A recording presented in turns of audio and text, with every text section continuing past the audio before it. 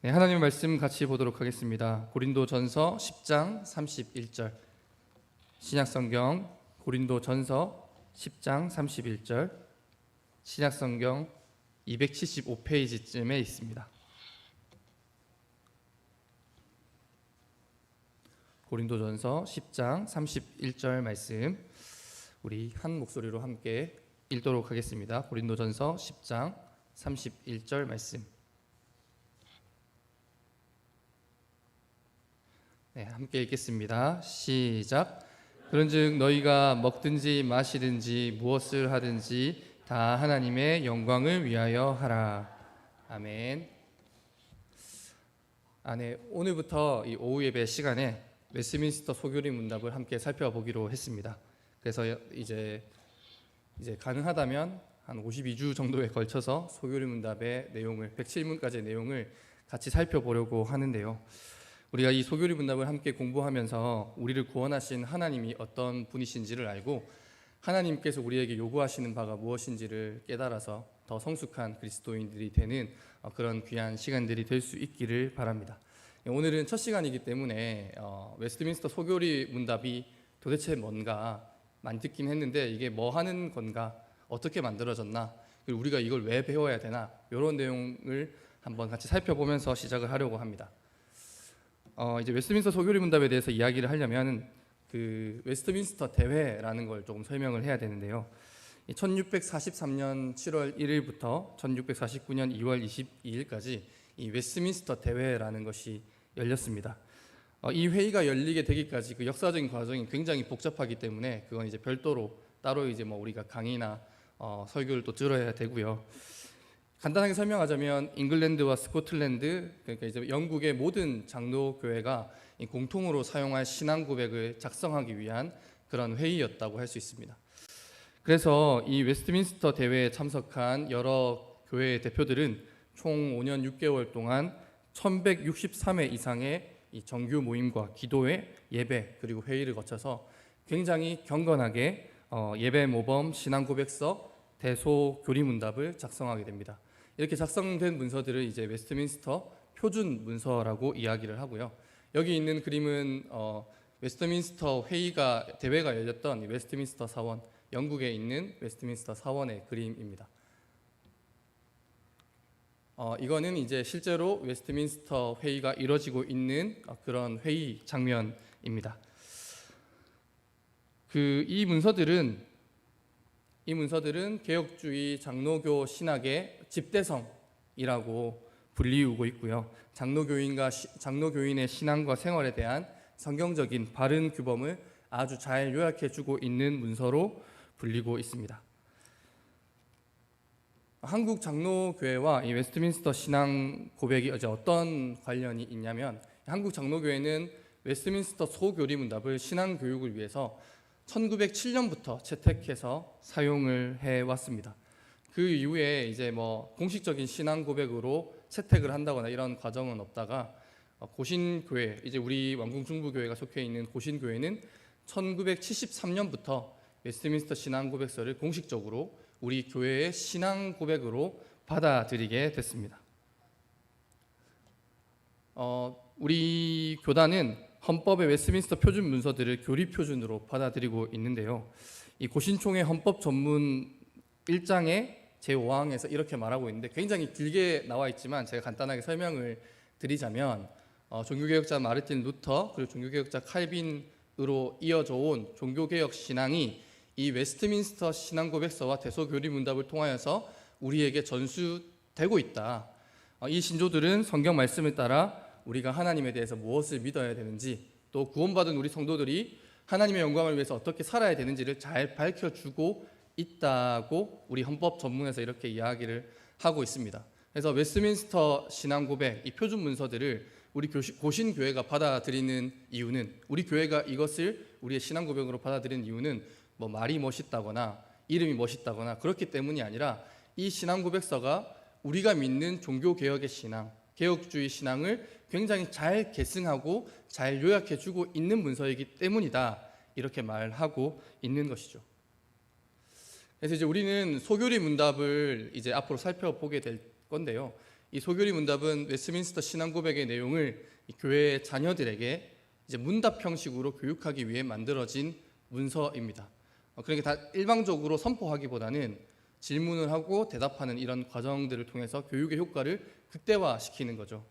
그러면 이제 이렇게 생각할 수 있습니다. 이제 오후 예배인데 대교리 문답이 장년들의 신앙 교육을 위해서 쓰여진 문서거든요. 근데 왜 우리 소교리 문답을 공부합니까? 이렇게 말하면 뭐 성도님들을 무시한다거나 이런 것은 절대로 아니고, 우리가 전 세대가 함께 모여서 함께 예배를 드리고 있기 때문에 소교리 문답으로 신앙 교육을 하는 것이 조금 더 유익하다고 생각하기 때문이라고 할 수 있겠습니다. 자, 그러면 이제 우리가 소교리 문답의 내용을 하나씩 살펴볼 건데요. 제가 여러분이 보시는 쪽에서 왼쪽에 있는 것이 질문이고 오른쪽에 있는 것이 답입니다. 그러면은 제가 질문을 먼저 읽을 테니까 여러분들이 답을 읽어주시면 되겠습니다. 사람의 첫째 되는 목적은 무엇입니까?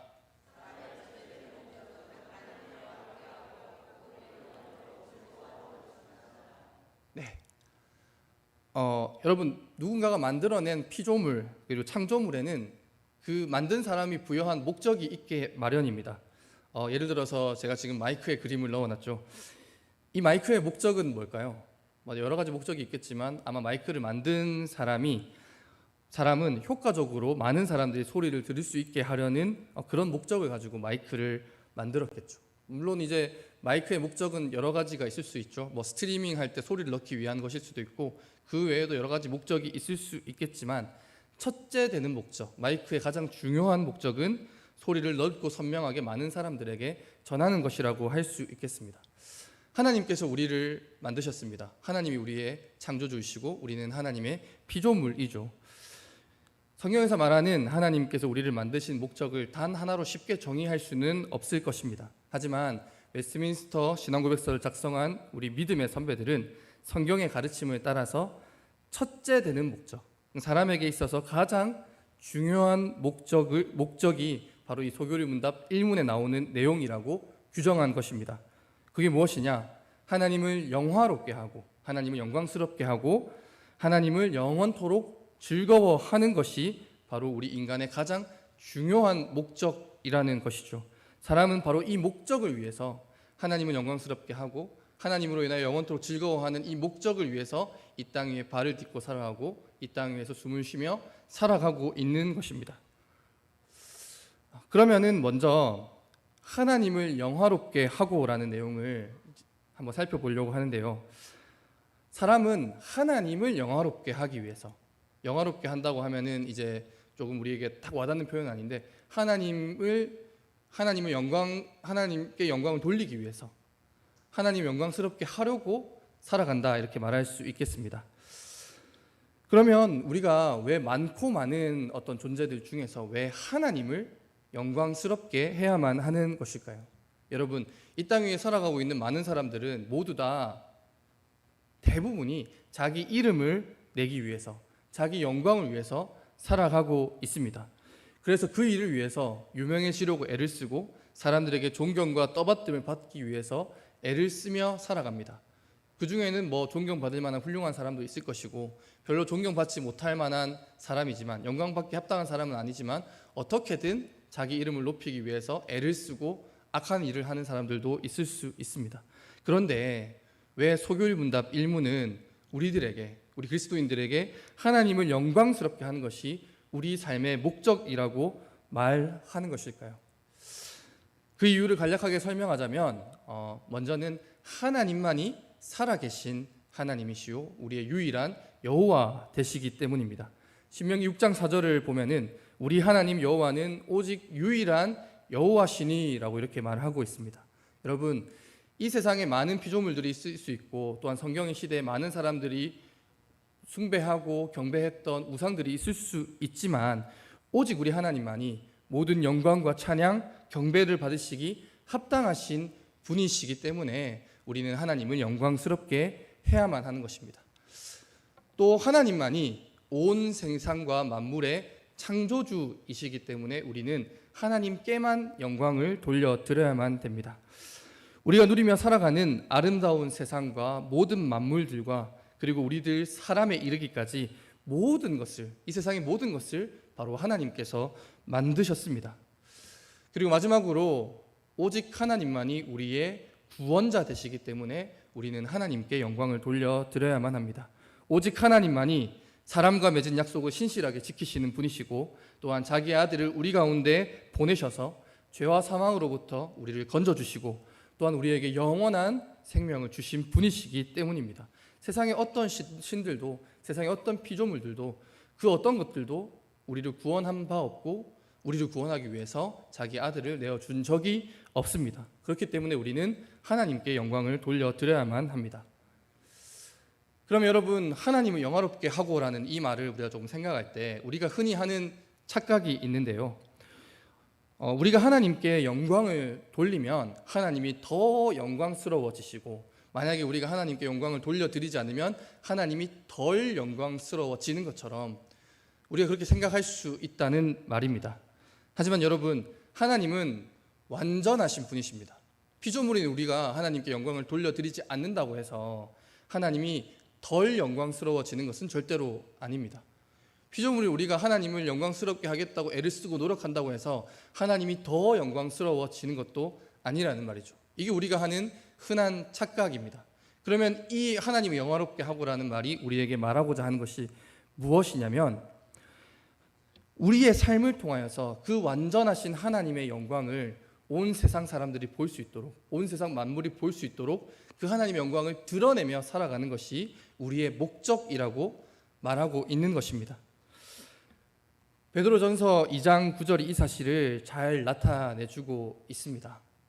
우리는 구원받았기 때문에 택하신 족속이요 왕같은 제사장들이요 거룩한 나라요 하나님의 소유가 된 백성인데, 그렇게 된 이유는 우리를 어두운 데서 불러내어 그의 기이한 빛에 들어가게 하신 하나님의 아름다운 덕을 선포하게 하려 하심이라.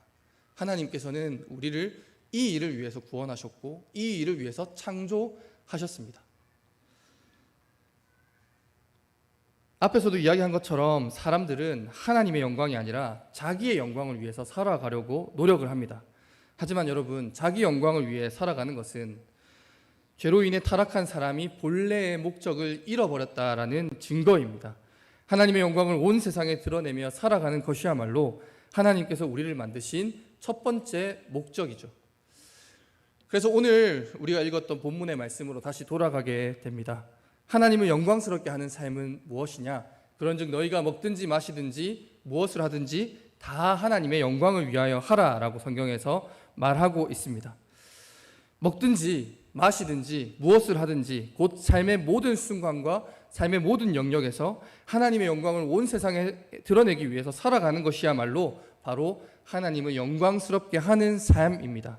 개인적으로 하나님의 말씀을 묵상하고 개인적으로 기도할 때에나, 가족들과 교회의 성도들과 함께 하나님을 예배할 때에나, 내가 매일같이 보내는 평범한 삶과 직장에서 보내는 시간에나, 삶의 중요한 결정이나 인생의 시련이 찾아올 때에나 그 모든 순간을 하나님의 영광을 위하여 살아가는 것이야말로 우리 삶의 목적을 따라 살아가는 삶이죠. 여러분, 우리가 살아가면서 이런저런 목적을 다 세울 수가 있습니다. 좋은 대학에 들어가고 싶다, 그걸 위해서 열심히 공부를 하고 싶다. 좋은 직장 들어가고 싶다, 그걸 위해서 스펙을 쌓고 싶다. 사업에 성공하고 싶다, 그걸 위해서 돈을 이렇게 끌어오고 저렇게 끌어오고 싶다. 이런 목적들이 다 있을 수 있습니다. 하지만 이 모든 목적들은 우리의 제일 첫째 되는 목적, 하나님을 영광스럽게 하는 그 일에 종속되어야만 하는 거죠. 내가 하나님께 영광을 돌려드리기 위해서 좋은 대학에 들어가고, 내가 하나님의 영광을 드러내기 위해서 좋은 직장에 들어가고, 내가 하나님의 영광을 드러내기 위해서 사업에 성공해야만 하는 것이지, 그 소소한 작은 것들이 우리 인생의 가장 중요한 목적이 될 수는 없는 것입니다. 그렇다면 두 번째로, 이제 하나님을 영원토록 즐거워한다라는 것은 무엇을 말을 할까요? 이 말도 우리가 하나님을 즐겁게 해드린다라는 그런 말이 아닙니다. 물론 하나님의 마음을 시원케 해드리는 것, 또 하나님 마음에 기쁨이 되는 것도 하나님께서 우리들에게 원하시는 일이기는 하죠. 하지만 여러분, 그것이 우리의 첫 번째 목적이 될 수는 없습니다. 여러분, 우리는 무엇 때문에 즐거워하고 무엇 때문에 기뻐합니까? 재밌는 이야기를 듣거나 TV 프로그램을 볼 때 여러분 즐거워하거나 기뻐하십니까? 아니면 내 인생의 중요한 문제들이 해결되었을 때, 아니면 자녀들이 잘 되거나 내가 하는 사업이 잘 될 때, 취업에 성공하거나 직장에서 승진했을 때, 물론 이런 일들은 좋은 일이죠. 이런 일들이 우리를 기쁘게 만들고 우리는 이런 순간을 통해 하나님의 살아계심을 경험하기도 합니다. 하지만 이것들도 우리 삶의 첫 번째 가장 중요한 목적이 될 수는 없습니다. 그러면 소교리 문답에서 말하는 하나님을 영원토록 즐거워하는 것은 무슨 의미일까요? 유일한 신이신 하나님, 창조주이신 하나님, 또한 우리를 구원해 주신 하나님으로 인하여서 우리가 즐거워하는 것. 만약에 우리가 기쁠 때가 있고 슬플 때가 있고 삶이 형통할 때도 있고 삶이 어려워서 환난이 찾아올 때가 있지만 그 모든 순간에서도 우리 하나님으로 인하여 기쁨과 즐거움을 누리며 살아가는 것이야말로 바로 우리 인생의 목적이다라고 말하고 있는 것입니다. 여러분, 하박국 선지자의 고백이 이런 삶의 태도를 우리에게 잘 보여주고 있습니다. 우리가 무화과 나뭇잎이 마르고라는 찬양으로 이 찬양을 굉장히 기쁘게 부르지만 이 찬양의 배경은 굉장히 우울합니다. 이 노래, 이 성경 말씀의 배경은 굉장히 우울한데 이제 유다 나라가 이제 망하게 되었는데 이 상황에 폐허가 된 이 모든 상황 속에서도 하박국 선지자는 나는 여호와로 말미암아 즐거워하며 나의 구원의 하나님으로 말미암아 기뻐하리로다. 기쁠 때나 슬플 때나 삶의 어떤 순간에도 내가 여호와 하나님으로 말미암아 기뻐하고 즐거워하겠다라는 그런 고백이죠. 이것이 바로 우리 삶의 목적입니다. 우리 하나님으로 말미암아 어떤 힘들고 어려운 상황 속에서도 하나님만 있다면 나는 기뻐하겠습니다. 나는 즐거워하겠습니다. 라는 고백이 소교리 문답 1문에서 말하는 우리 삶의 목적이라는 것입니다. 이 내용을 한마디로 정리를 하자면 오직 하나님께 영광, 종교개혁자들이 말한 솔리 데오 글로리아라고 할 수 있습니다. 소교리 문답 1문은 지금까지 말한 내용이 우리 인생의 첫 번째 목적, 가장 중요한 목적이라고 말합니다. 우리가 삶 속에서 추구하고 중요히 여기는 다른 많은 목적들이 있겠지만 이 모든 것들이 첫 번째 목적을 위한 것이 되어야만 한다는 것이죠. 사랑하는 여러분, 우리는 어떤 목적을 가지고 살아가고 있습니까? 우리가 어떤 삶의 목적, 계획을 가지고 살아가더라도 그 모든 것은 하나님을 영광스럽게 하고 영원토록 그분으로 인해 즐거워하며 살아가는 이 첫 번째 목적에 맞추어서 바뀌고 조정되어야만 합니다. 하나님을 위하여 살아가기를 기뻐하는 우리 모든 성도님들이 되시기를 바라고 이 첫 번째 목적을 항상 마음에 두면서 살아가는 우리 모든 성도님들이 되시기를 축복합니다. 자, 질문 이제 두 번째인데요. 이번에도 왼편에 있는 내용은 제가 읽고 오른편에 있는 내용은 우리 성도님들이 읽어주시면 되겠습니다. 하나님께서 우리에게 무슨 법칙을 주셔서 그분을 영화롭게 하고 즐거워하게 하셨습니까?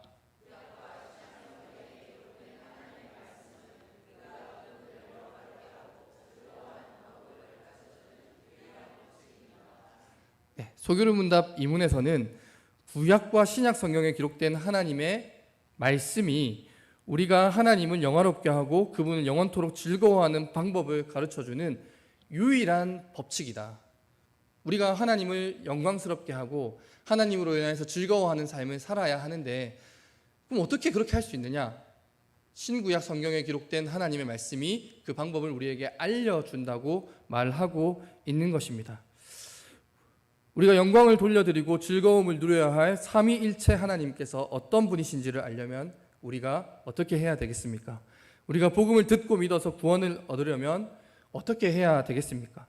그리고 우리에게 베푸신 구원에 감사하면서 하나님께 영광을 돌리고 세상 쾌락이 아니라 하나님을 즐거워하며 감사의 삶을 살려면 어떻게 그 방법을 우리가 깨달아 알 수 있겠습니까? 이 모든 것이 하나님의 말씀인 구약과 신약 성경에 기록되어 있다고 소교리 문답은 우리에게 알려주고 있는 것입니다.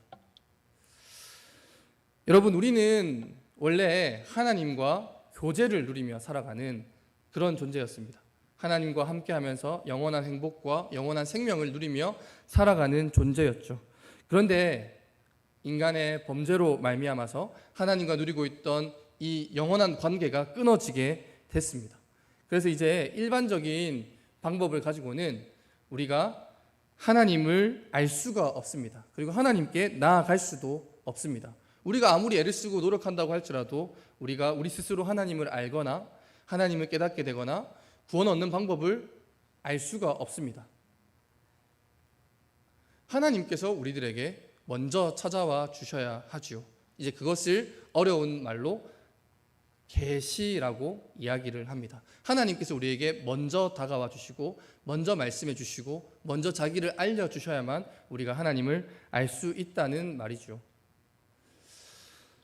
조금만 이제 어려운 얘기를 해보자면 계시라는 것이 나왔는데 이 계시는 이제 일반 계시와 특별 계시로 나눌 수가 있습니다. 조금만 참고 들어주시면은 이 일반 계시는 하나님께서 만드신 아름다운 세상 그리고 우리 가운데 있는 인간으로서의 도덕과 양심 그리고 믿는 자나 믿지 않는 사람에게나 역사 가운데 나타나는 하나님의 섭리를 말합니다.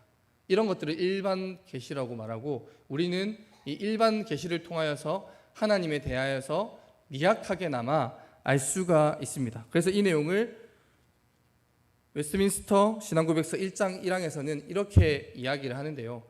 쉽게 이야기를 하자면 일반 계시를 통하여서 우리가 하나님에 대해서 알 수는 있지만 이것들이 우리가 구원 얻는 데 필요한 지식, 곧 하나님과 그분의 뜻에 대한 지식을 충분히 깨닫게 해주지는 않는다라고 말하는 것입니다. 그러니까 우리가 일반적인 방법으로 살아가고 일반적인 양심을 가지고 살아가고 하나님의 섭리와 하나님의 계획을 부분적으로 알 수 있게 되겠지만 그런 것들을 가지고 우리가 구원을 얻을 수 있는 것은 아니다라고 이야기를 하는 것이죠. 그러면 어떻게 해야 되느냐? 신앙고백서에서도 말하는 것처럼 일반 계시만 가지고는 우리가 구원을 얻을 수 없습니다. 근데 이 계시에는 특별 계시도 있는데요. 이 특별 계시를 통해서 우리가 구원을 얻는 데 필요한 지식들을 얻을 수가 있습니다. 그럼 특별 계시는 무엇이냐? 성경에 보면은 하나님이 직접 우리 가운데 나타나시거나 아니면 하나님께서 음성을 들려주시거나 아니면 우리 오전 예배 말씀에도 들었던 것처럼 꿈과 환상을 통하여서 우리에게 하나님의 뜻을 보여주시거나 아니면은 말로 설명할 수 없는 이성과 과학으로 설명할 수 없는 초자연적인 이적을 보여주시거나 이런 것들을 두고 특별 계시라고 이야기를 합니다. 하나님께서 구원의 역사를 위해서 자기를 직접 우리에게 알려주시고 보여주신 것이지요. 그런데 오늘날에는 하나님께서 기록된 특별 계시인 구약과 신약 성경에 기록된 하나님의 말씀, 곧 성경을 통해서 구원 얻기에 필요한 지식을 우리에게 깨닫게 해 주십니다. 하나님께서는 성경의 저자들을 사용하셔서 하나님의 이 특별한 계시를 기록된 말씀인 성경을 통하여 보존하게 하시고 온 세상 열방과 온 나라 사람들에게 하나님의 계시를 알려주게 하셨습니다. 우리는 성경을 통해서 삼위일체 하나님을 만나게 되고 하나님께서 우리를 구원하기 위해서 세우신 언약과 하나님의 신실하심과 하나님의 인내하심을 배울 수가 있습니다.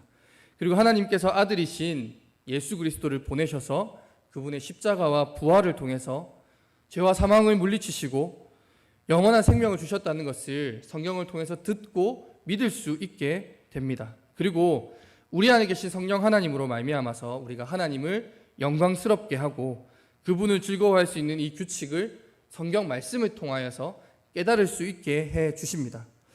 우리는 성경으로 인하여서 오늘날에도 성경 가운데 나타난 살아계신 하나님을 만나게 되고 우리를 향한 하나님의 사랑과 계획을 깨달아 구원을 얻게 되는 것입니다.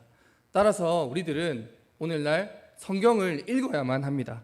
성경을 통해 날마다 하나님을 알아가고 우리 주 예수님을 만나고 성령 하나님의 인도하심을 따라서 거룩한 삶으로 의의 길로 걸어갈 수 있도록 힘을 써야만 하는 것이지요. 우리가 이제 오늘 마지막으로 살펴볼 이제 산문인데요. 마찬가지로 제가 질문을 읽고 여러분이 답을 읽어주시면 되겠습니다. 성경은 주로 무엇을 가르칩니까?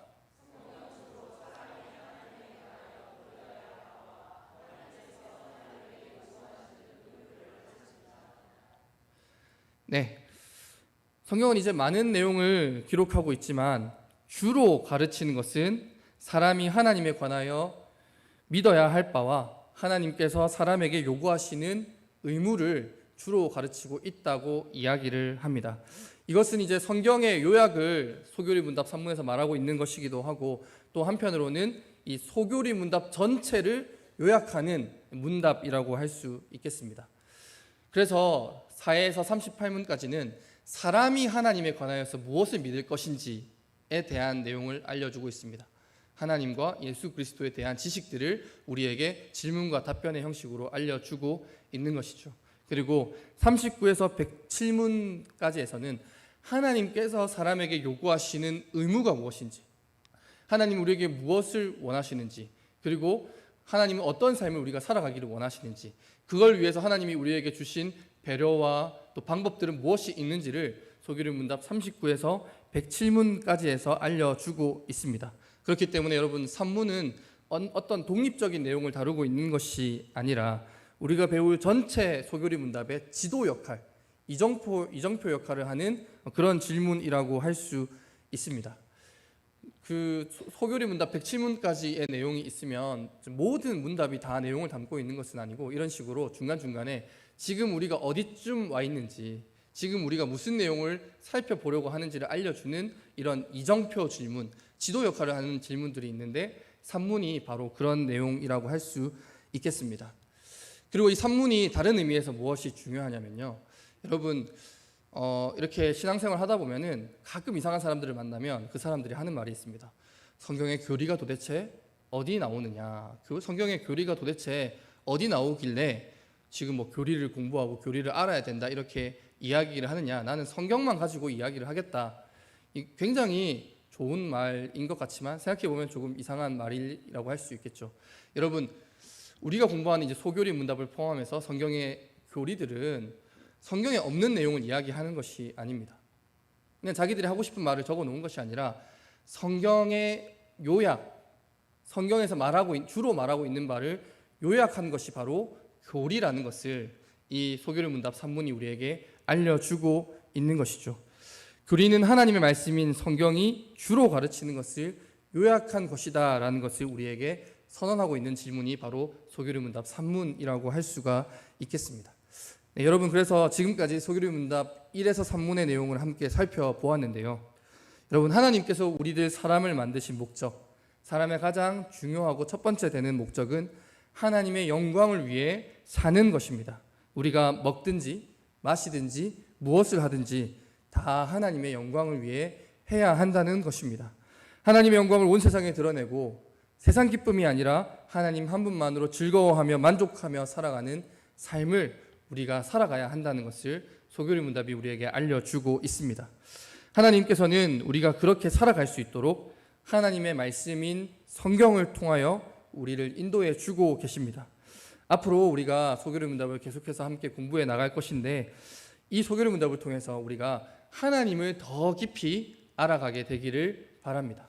소교리 문답이 우리에게 알려주고 있는 하나님을 더 깊이 알아가고 더 잘 배워가는 시간들이 되기를 바랍니다. 또한 하나님이 우리에게 원하시는 삶의 모습이 무엇인지, 구원받은 우리가 하나님을 알고 예수 그리스도를 믿음으로 구원받은 우리가 성령 하나님의 인도하심을 따라서 어떤 삶을 살아가야 하는지를 우리가 소교리 문답을 통해서 배우고, 우리가 말로만 듣기만 하는 것이 아니라 실제 우리 삶 가운데 실천하며 살아갈 수 있게 되는 그런 은혜가 우리 왕궁 중부교회 성도님들 모두에게 함께 있기를 간절히 소원합니다.